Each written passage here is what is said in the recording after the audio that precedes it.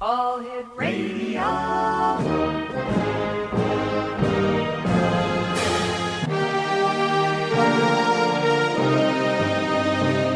Welcome to the X Zone, a place where fact is fiction and fiction is reality.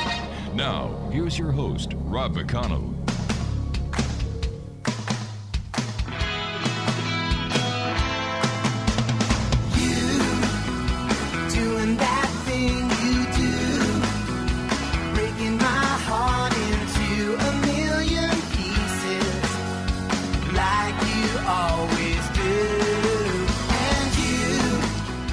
Good evening, one and all, and welcome to the X Zone. I am Rob McConnell, and we're coming to you from our broadcast center and studios in Crystal Beach, Ontario, Canada. Now, if you'd like to send me an email, xzone at xzoneradiotv.com, on all social media sites, Xzone Radio TV. And for all the programming that we have available for you, 724, 365 on the X Zone Broadcast Network, visit www.xzbn.net, and the X Zone TV channel that is accessible to more than 74 million people around the world is exclusive to Simul TV at www.simultv.com. Exonation, my guest this hour is Thomas J. CAREY. He is a native Philadelphian, holds degrees from Temple University and California State in Sacramento, and he also attended the University of Toronto and their PhD program in anthropology. An Air Force veteran who held a top secret crypto clearance, Tom is now a retired Philadelphia area businessman. He has been a Mutual UFO Network state section director for southeastern Pennsylvania from 1986 until 2001, a special investigator for the J. Allen Hynek Center for UFO Studies from 1991 to 2001, and a member of the CUFO's Board of Directors from 1997 to 2001. Now, Tom began investigating aspects of the Roswell incidents in 1991 for the Roswell investigative team of Kevin Randle and Don Schmidt. And as you know, Kevin Randle has a show on the X Zone Broadcast Network, and it's always great having people from Kevin's show over on this show. And Tom, I've had the pleasure of producing the shows that you've done with Kevin, and I must tell you, the work that you do is very interesting. Yes, I did. Hello? Yes, I'm here, Tom. Yeah, I have a little echo. Since you and I talked last, which has been a couple of years, Rob, actually, I've done Kevin's show twice. And, of course, we talked about Roswell. The one show we talked about the so-called Roswell slide fiasco that we had down in Mexico City about 5-6 years ago, and the second show we did like a reminisce because we go back 30 years with Kevin and Don. That's quite some time, man. Yes. So when you first start, I remember, in fact, I was talking to Don today, and we were sort of reminiscing, and, it's been so long, everybody's dead. And I remember saying, boy, my first trip to Roswell was in 1993. And I was down there, and I said, okay, well, I've been down here. I guess that's it. We'll wrap it up now. And, here it is, 30 years later. We're still on the case, although you have to understand, and I'm sure you do, that most everybody is gone now. Even some of the children of the participants from 1947, they're passing away. And Don and I are getting up there. So it's really sobering, because every time we go down to Roswell, which is at least once a year, every July they have the festival, except last year because of the COVID, we didn't have one. But every time we go down there, we say we find that someone else has passed away. And it's almost like family, Rob, when you know these people and for so long, it's almost like a member of your family has passed away. Don, tell me, why is the myth of Roswell or the incident at Roswell, the crash at Roswell, still so prevalent when it comes to ufology? You'd think that since 1947, it would have been solved one way or another, and yet here we are, the year 2021, and the investigation continues. Well, Rob, that's a good question, and the simple answer is that we believe we have solved the case, Mm-hmm. but the only thing that we're missing is a physical and incontrovertible physical piece of evidence, like a steering wheel or the dashboard from the ship. That's the fallback position of people who doubt what took place. Well, show me a piece of physical evidence. Right. Well, we don't have it, but we do have over 600 witnesses that know pieces of the story that we have assembled. We've interviewed and assembled into like you're putting a puzzle Mm-hmm. together. And we believe that we have at least solved what happened. The evidence is the testimony, because testimony is evidence, as you know, in a court of Yep. law. If it's credible testimony, it serves as evidence, and sometimes if it's extremely well articulated, it Mm-hmm. serves as a proof. So, Well, let me ask you this: based on the investigation that you've done over the past 30 years, what do you believe, based on the testimony, the witnesses that you've interviewed, what happened that day in 1947 in Roswell, New Mexico? well, late in the evening of July the 2nd, it took us a couple of years to figure out what date it was. Late in the evening of July the 2nd, there was a severe thunder and lightning storm Mm-hmm. over central New Mexico. It's their what they call their monsoon season. The July of every year is their monsoon season, and we have it from several witnesses that between the thunderclaps they heard a muffled explosion of some sort that wasn't a thunderclap, and they wondered, what is that? And the next day, a rancher by the name of Mac Brazel, who was the foreman of a sheep ranch near Corona, the town of Corona. He's out checking fence, and lo and behold, he comes across a big field of strange debris. Looked like silvery, like aluminum, very light, something that he had never seen before. And what had happened was a ship, we believe, had if it was an internal explosion, we don't know what sort of explosion it was, but it exploded in the air, struck by lightning or exploded some way that it rained down these small pieces of debris over Mac Brazel's sheep pasture. Mm-hmm. And he found it the morning of July the 3rd. And and he had another person with him, a young 9-year-old boy named Timothy D. Proctor was with him. And so everything was in just small pieces there. No bodies, just small pieces. And he's wondering, what is this? And so this is July the 3rd. So 2 days later, Mm-hmm. he goes into town on July the 6th. That would be Sunday. So I guess it's 3 days later. He wants to know who's going to clean up that stuff, because his sheep won't cross the pasture to get to water. So who's going to clean up that stuff? And he goes into Roswell, goes into the sheriff's office. While he's talking to the sheriff, a fellow by the name of Frank Joyce, who's spinning records on the local radio station, calls the sheriff's office for, hey, George, and the sheriff's name was George Wilcox. Hey, George, you got anything I can put on the radio? Anything interesting? He says, well, yeah, I've got a guy here named Brazel.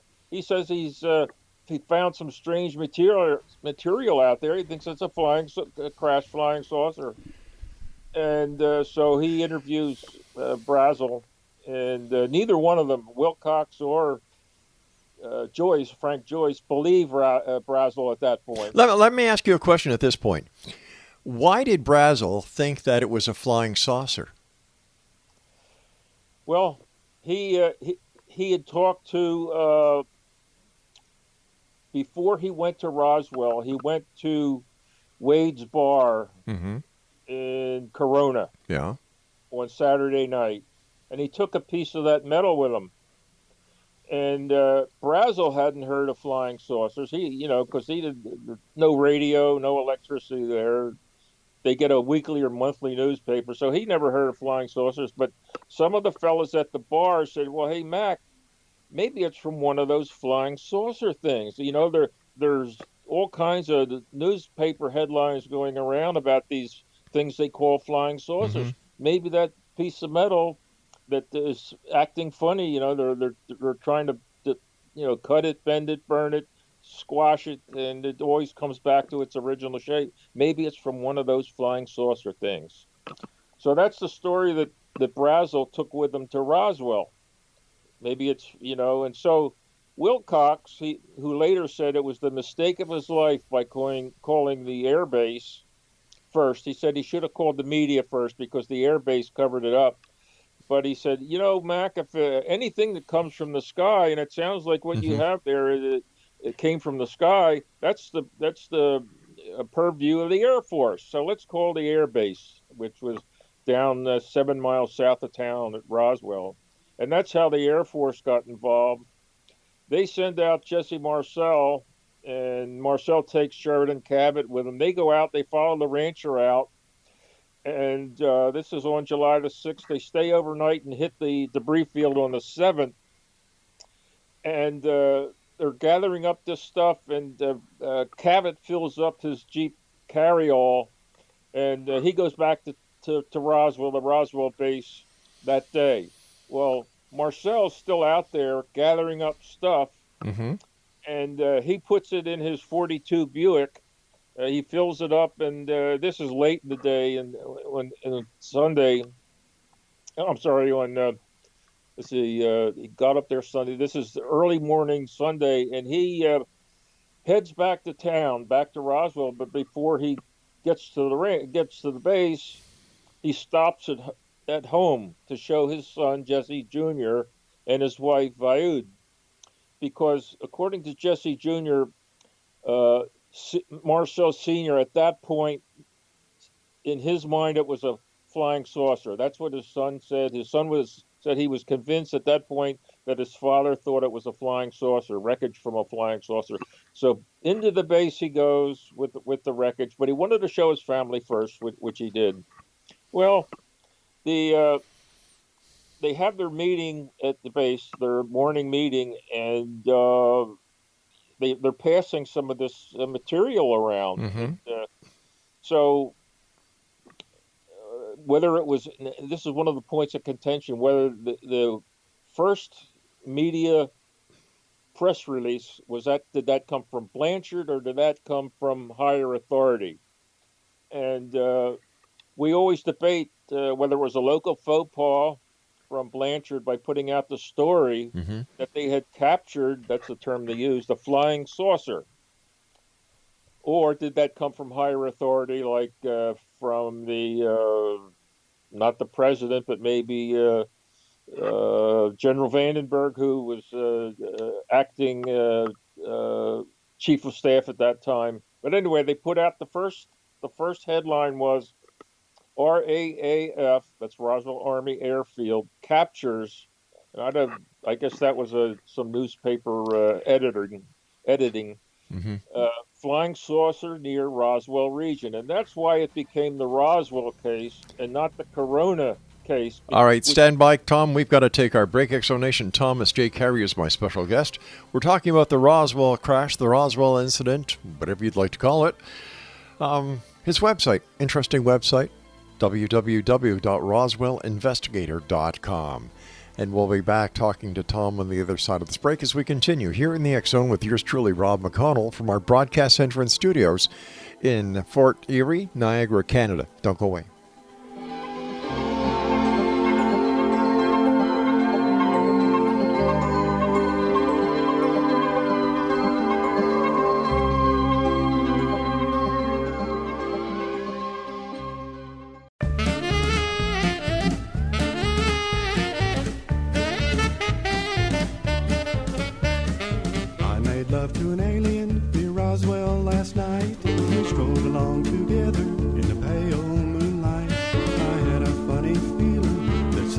wasn't right.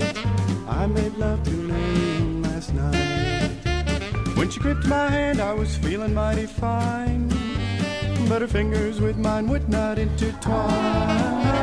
When I bent down and gazed into her eyes, they were big as donuts and blacker than the sky.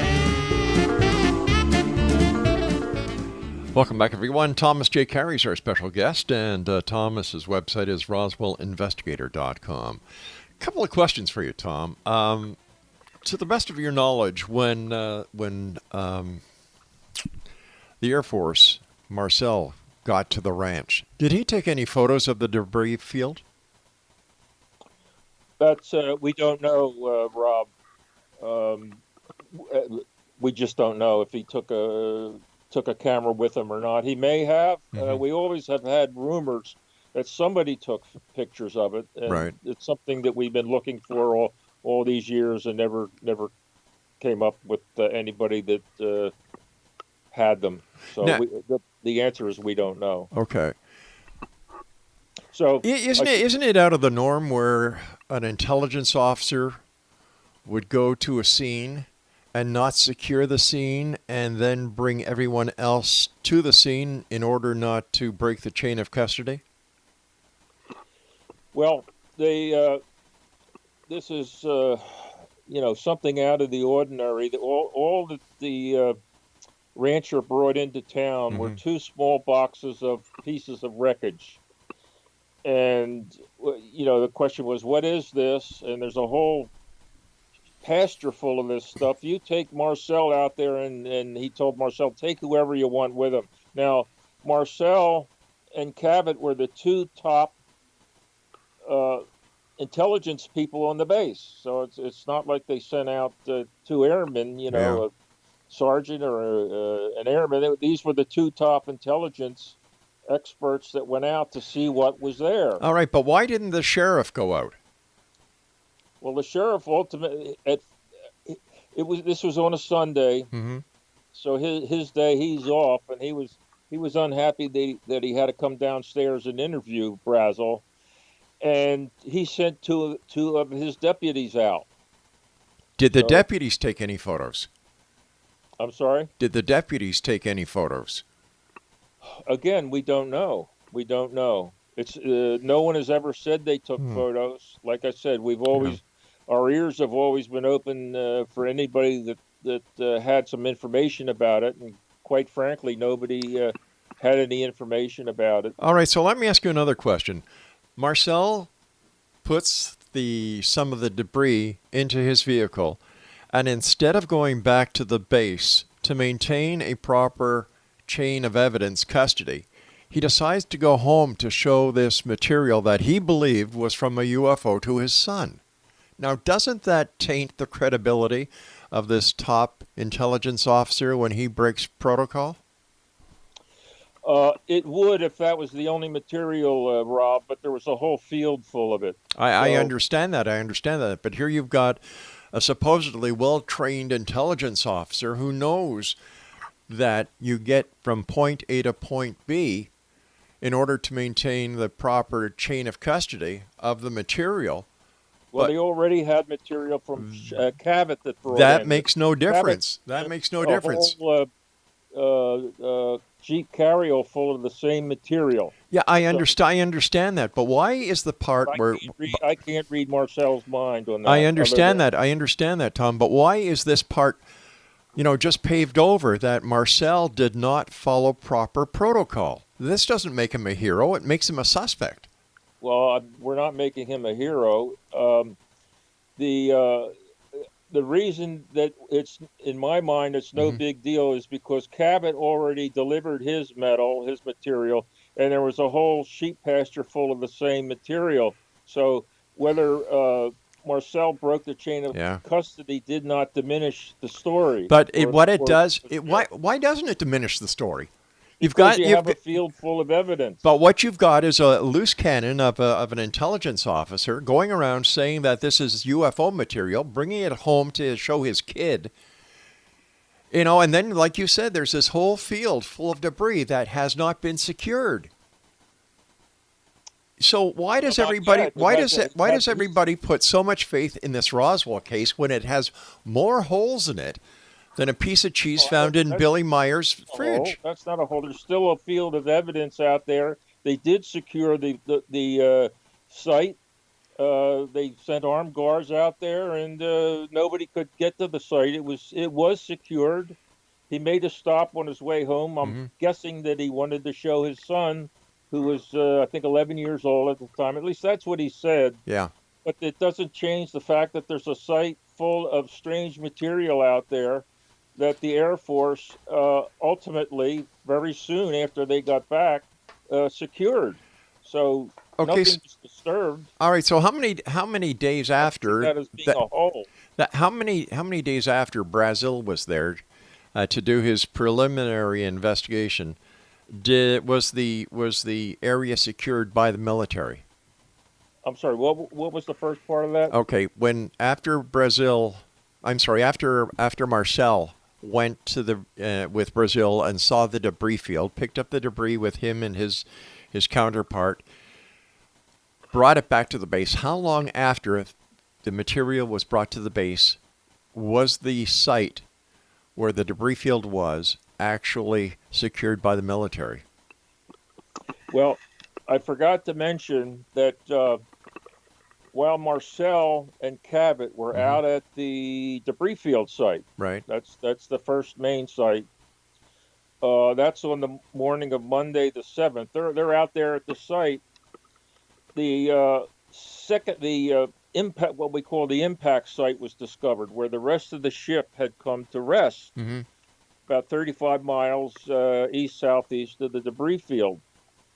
It was discovered by some archaeologists. They called the sheriff, and the phone calls in those days, anytime they called the sheriff, it also went into the firehouse in Roswell. Right. So that's how some of the civilians got out to the impact site before the military did, because the military had just, because Marcel is still out there in the field. So they found out about this impact site north of town before Marcel got back. So they started securing the two sites that day. And I don't know, I couldn't tell you what time, but as soon as they could, because they had a meeting at the base office. Cabot was there, Marcel was there, all of Blanchard's direct reports. And that's when they decided this is they put out the UFO, the flying saucer story, and they started deploying to the two sites at that point. But how did they come to the conclusion that it was a UFO? Well, it was there at the time. Roswell was undergoing a what we call a UFO flap, but the reason they came to the conclusion that it was a UFO was because at the impact site there were 3 aliens, 2 dead, one still alive. That was a strange wreckage you can explain away, but the aliens, 3.5 feet tall, big heads, and they weren't human. They sort of, they weren't human, so that's when they concluded that it wasn't anything from Earth. Okay, so now we've got we've got 2 crash sites. We have a third site. We have a third site that was discovered at some point between the 2 sites that I just told you about. Okay. When the ship exploded, apparently 2 of the occupants, beings or creatures, whatever you want to call them, when the ship exploded, 2 of them were blown out and came to rest. They met their demise at a small bluff about 2.5 miles east of the debris field site. They were discovered by Brazil and we don't know for sure, either before he went into town or afterwards. We're not exactly sure. But wouldn't it make sense? Wouldn't it make sense that it was after he went into town? Because when he went into town, he never mentioned a body. All he did was brought in, according to you, 2 boxes of this material. Well, when we interviewed Frank Joyce, in 1998. Now, Joyce was the radio announcer that interviewed Brazel. It didn't go over the air, but he interviewed him over the telephone. And Brazel told him about this site that was 2.5 miles east. He said, "Boy, the smell is terrific. It made me sick. What's going to happen?" And he said, so Joyce says, "What are you talking about?" He says, "Oh, the I forget what he called them, the little people. They were small, and they were dead, and they smelled terrible. What's going to happen to them?" And so that's what Frank Joyce told us. So was it Brazel who first mentioned the bodies? To Frank Joyce, yes. All right. So how do we? But at the same time, that's on the 6th. But on the 7th, they found the other site north of town where there were 2 dead and 1 alive. So by that time, they said this is not from us. This is not from the Russians. This is not from any other country on Earth. How do we know that they actually found bodies? Well, that's what the many witnesses have told us. No disrespect, Tom, but a lot of people believe in Santa Claus too. Like when it comes to making a claim of extraterrestrials and crashed vehicles and so on, I understand the strength of the witnesses that you and Don and Kevin have talked to over the years. But here we are in the year 2021. This happened in 1947, and still, with all the investigations that have gone on, there hasn't been any physical evidence that's been turned up. Well, if you no physical evidence, but testimony is evidence in a court of law. It can be evidence, and we've interviewed over 600 people. Not everybody knows the whole story; they only know their little piece. And what you do is you judge the witness, and you get to a point where you can pretty much tell what is the truth and what isn't when you're interviewing them, if you interview enough of them, and that's what we did. So. Now, were all these witnesses were the main witnesses ever given a polygraph test? I think Jesse Jr. was, or at least he had a, and I wasn't there, but he had a regressive hypnosis type. Yeah, but we all know that hypnosis isn't the best. But when we interviewed somebody, we don't have a polygraph ourselves, and you have to go to their house, and a lot of them are very uncomfortable. So as far as a polygraph, I am unaware of that. Maybe there has been, maybe there hasn't. I don't know. All right, stand by, Tom. You and I have to take our break at the bottom of the hour for the news. Exo-Nation, Thomas J. Carey's our guest. He's got 2 new books we're going to be talking about on the other side of this break. Roswell, the Chronological Pictorial, and Roswell, the Ultimate Cold Case Closed. This is the X-Zone. I am Rob McConnell. We're coming to you from our broadcast center and studios in Fort Erie, Crystal Beach, which is part of Niagara in the province of Ontario. If you'd like to send me an email, xzone@xzoneradiotv.com. On all social media sites, X-Zone Radio TV, and the X-Zone TV channel on SimulTV at www.simultv.com. Whatever you do, don't go away. We'll be back right after this news break.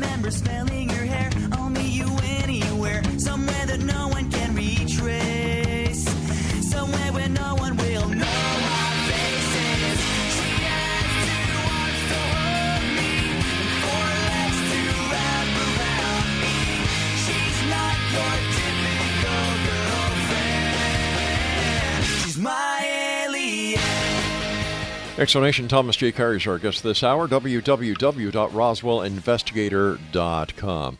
All right, Tom, so as I understand it, there were 3 crash sites. Yes. Okay, and it was Mark Brazel who first reported the existence of the alleged ET bodies, right? Yes, Matt Brazel. Okay. Now, Mac Brazel. where was the largest debris field? The largest debris field, or the largest crash site, was the first one, the debris field site on the J.B. Foster Ranch. And that's where Brazel was, right? Yes. Okay. So the evidence is whatever happened to the bodies of the ET bodies? The ET bodies were the ones that were dead were flown to Wright-Patterson or Wright Field in Dayton, Ohio. And they remained there for, as near as we can tell from people who were there, until the early 1980s. And during that period, they were loaned around to various military hospitals for examination. And so we have a few stories like that where doctors and officers had seen a body or two at this base or that base. So Wright Field was the destination. The live one didn't go immediately to Wright Field, and it turns up in April of the following year at Wright Field by a witness who saw it there. So that's where they went. Where they are today is anybody's guess. The last information we had was from a former commander at the Foreign Technology Division at Wright-Patterson. When on his dying bed, he said that we have 5 aliens in Utah, which means Dugway would be the Dugway proving grounds. So that's our last best guess. Now, are these 5 different aliens or the 5 aliens from the Roswell crash? Well, we're assuming because there were 5, and he just mentioned 5, that and this was some years ago. I see. And so we just assumed that those were the Roswell. But initially, they went to Wright Field for a number of years.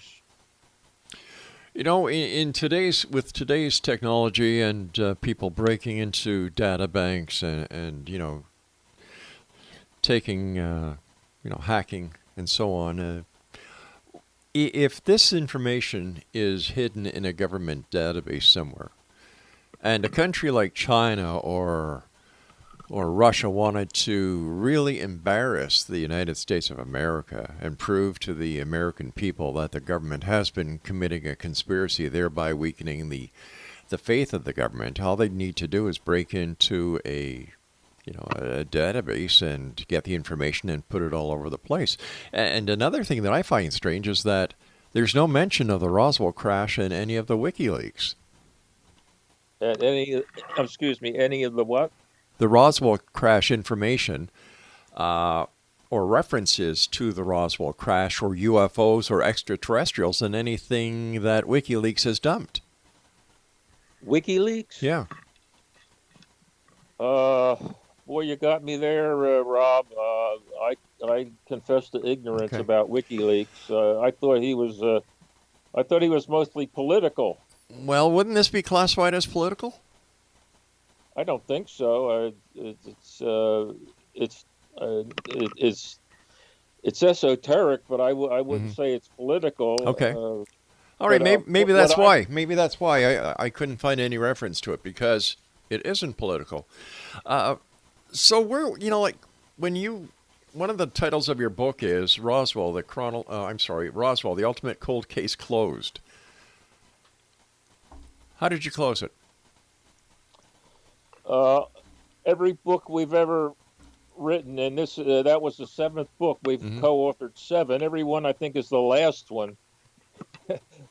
And that was a few books ago.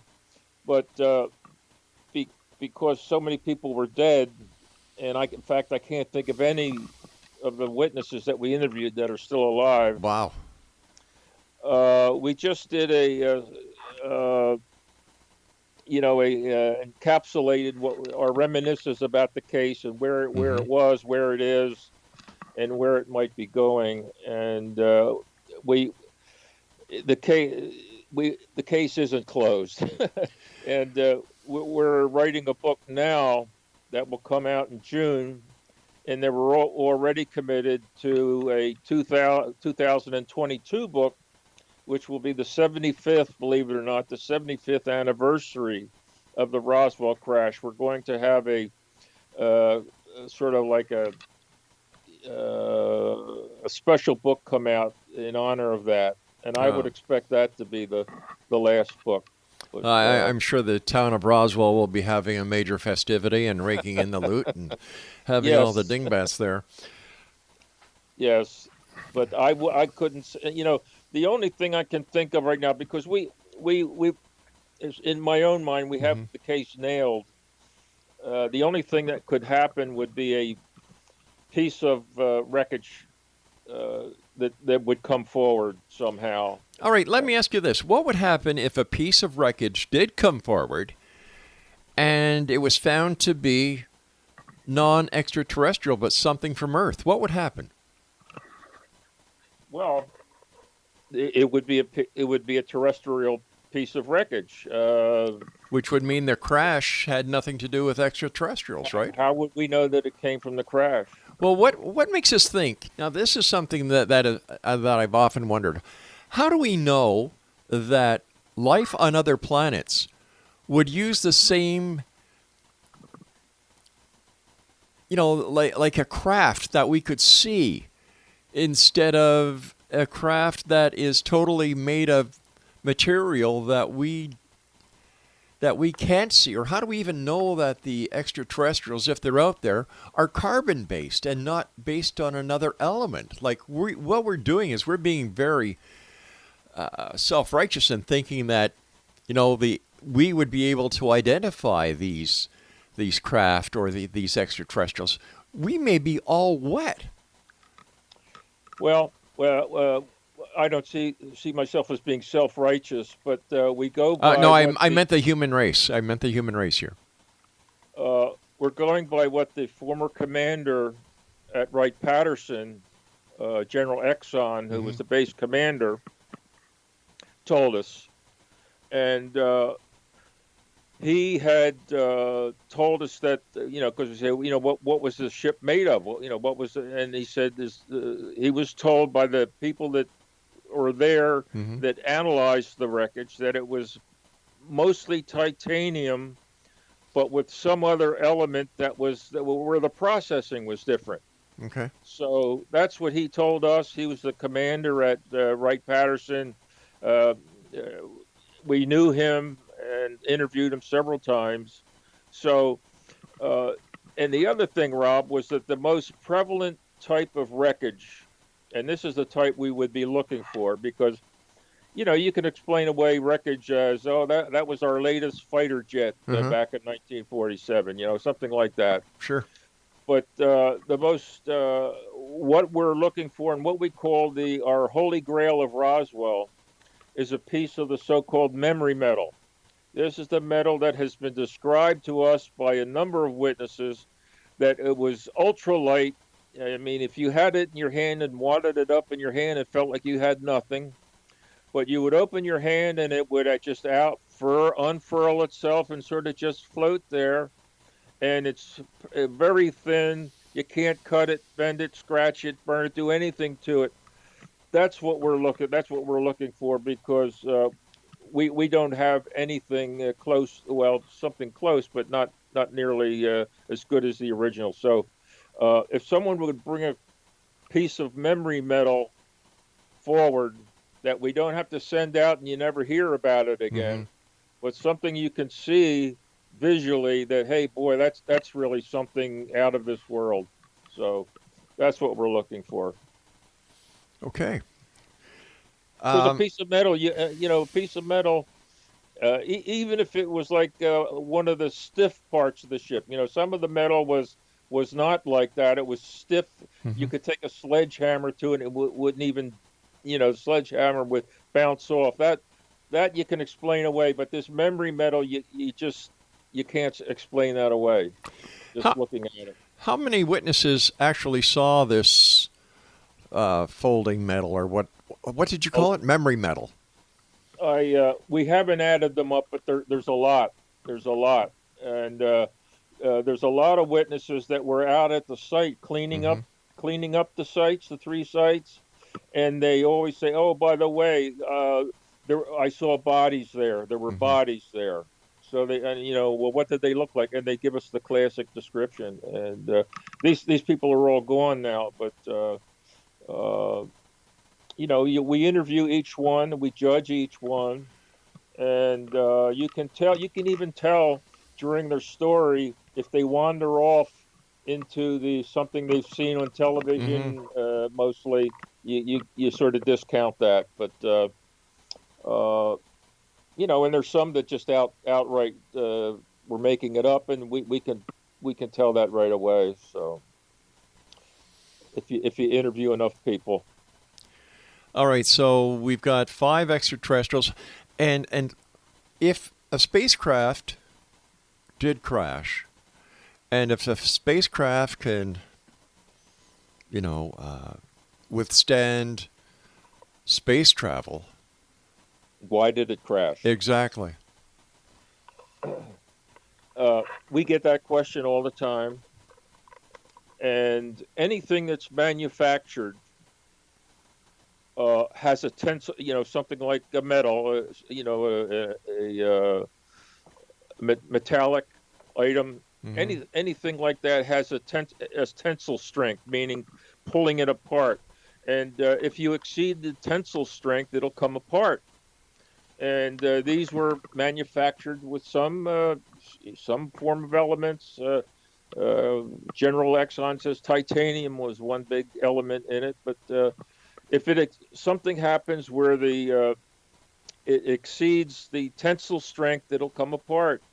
And whether it was an internal explosion, whether it was struck by not radar, it was struck by lightning, we don't know. We just can only speculate.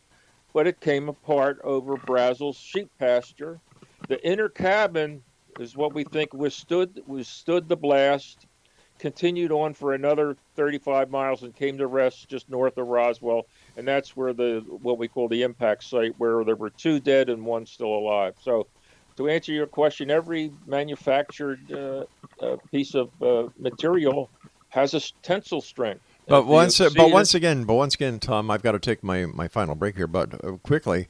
But once again, we're basing the knowledge and the technology that we know of here on this planet. If these people are extraterrestrial, shouldn't they be further ahead? And isn't it possible that our law of physics do not apply to them? How would we know? I wouldn't know. Exactly. How would we know? How would we know anything at this point? Because it's a great story.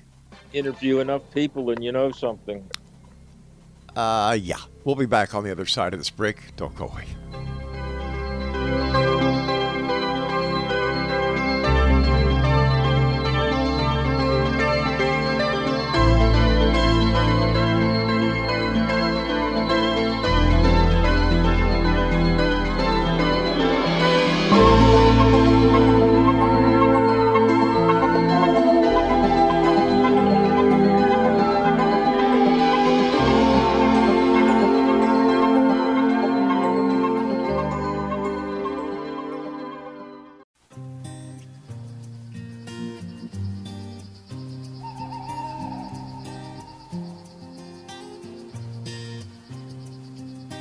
Out in the field, farmers grew bread and called for the meat. They took for the shed. Then dark came to fall. Silence was all. A beauty shone bright, surrounded by light. Come on now. I fell in love with the Nelly. I fell in love with her eyes. Fell in love with the Nelly. I'm telling you no disguise. I'm in love with the Nelly. And welcome back, everyone. Thomas J. Carey is our special guest this hour. Thomas has two new books out, Roswell, the Chronological Pictorial, and Roswell, the Ultimate Cold Case Closed. And for more information about Thomas and his work, his books, and so on, visit his website at roswellinvestigator.com. We were talking about the Roswell incident, and there are so many questions that are unanswered with this. It seems that there are a lot of investigators that are still looking into it, like yourself, Tom, Don Schmidt, and of course Kevin Randall, and many others. With all the people that are looking into it, and I'm sure there are thousands, including the armchair investigators that surf the internet for information that somebody might have missed. How come we're no closer to getting that all-important and necessary piece of physical evidence to define definitely what this case is all about? Well, that's the final question, because we suspect. I won't say we know. We suspect there are pieces out there, because out in that territory, whenever they had a plane crash, the civilians always got there first. Sure. Because and the civilians go out there and they pick up pieces of souvenirs, and we're sure that's pretty much what happened in this case, because the civilians got there first. Yeah. We've heard stories that so-and-so has a piece, there's a piece there, there's so-and-so has a piece, and so far it hasn't materialized. Yeah. Not to use a pun, but that was a good one. It's one of the big disappointments of the case, but I'm confident that at someday, and this sounds like pie in the sky, but along the trajectory, Rob, from where the ship exploded to where the final impact site was, along that trajectory, there were pieces, no doubt, falling off the ship. So, but that's a big desert out there, and it's 75 years almost since this happened. So that's unlikely that it's going to come that way. And we believe that one of those Corona ranchers, one of these days, is going to turn up something. But it's a long shot. Yeah. I agree with you. But that's the only missing piece to this case. Again, not to use another pun, but sure. That's the missing piece. All right. But do you find it strange that Jesse Marcel himself hadn't kept a piece? Because he did bring it home, and you're showing it to his kid. And if he really thought it was part of UFO, and there was this massive debris field, and there was already stuff at the base, why didn't he keep a piece? Well, we don't know that he didn't keep a piece. Well, there is a story that he did, and that he kept the piece of all places, in the water heater in his house in Houma, Louisiana. There was also another story, and we tried to follow up on this, that he and Sheridan Cabot had a piece, and they were over Marcel's house, and the wives were talking, and Marcel and Cabot went into the kitchen. They started cooking it up to see if they could get it to do something, destroy it, meld it, whatever. And somebody said, you shouldn't have that piece of metal. And so they went out back where they had just poured a patio. And when they came back, they didn't have the piece. So all these years we've been thinking that maybe there's a piece under the Marcel patio still. The only problem is that the patio is no longer out back. It's part of the inside of the house. And we offered to buy the house so that we could, do a Geraldo Rivera type case and dig up the patio. But the owner wouldn't sell, and it's still possibly still there. But that's one story about Marcel. The other one is that he had kept the piece, took it when he retired to Houma, Louisiana. He had a piece, and he kept it in an old water heater, which is long gone, of course. But that's the two stories we heard about Marcel. and the his possibly keeping a piece of the wreckage. Now, You would think he would, but that's as close as we got. We also had a story where Walter Hout, the public information, had a piece at his house, and it was I won't tell you where he kept it because we still have plans to try to do something about that. And those are the stories that come to mind. And but we believe that there are military personnel who were able to pocket a piece, and certainly some of the civilians that got out there before the military took a souvenir or two. And it's a long shot. I agree, and we can only hope that somebody comes forward and it's a piece of the memory metal and not some of the other stuff where you can say, oh, that's just a piece of metal. Where the memory metal, you can see that it's different. I'm going to ask you a hypothetical question here. What, in your opinion, would ufology be like today if Stanton Friedman had not brought this story forward? That's a great question because for me, Rob, when I read the book, The Roswell Incident, all the other UFO stories just faded away. Yeah. This Roswell story was for me the UFO story of all time. Mm-hmm. And being on it for 30 years, I mean, what have you done? For 30 years to be so interested in something like that. But it's the best case as far as interest, the story, and there are a couple other UFO cases that are interesting. That I'm interested in, but nothing like this. And if there hadn't been a Roswell case, what case would it be? I don't know, Rendlesham or Westall in Africa. I'm sorry, Australia or Zimbabwe in Africa. Two good cases. What was it that got you interested in ufology? I was always it was the thought of somebody living somewhere else.